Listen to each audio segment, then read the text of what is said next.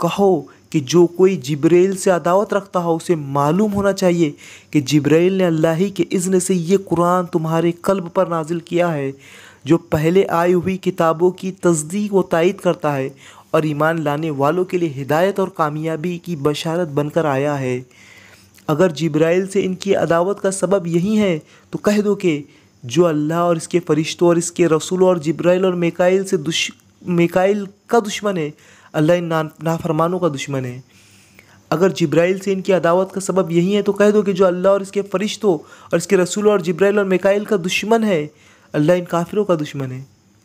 हमने तुम्हारी तरफ ऐसी आयत नाजिल की है जो साफ साफ हक़ का इजहार करने वाली है, और इनकी पैरवी से सिर्फ वही लोग इनकार करते हैं जो फासिक है।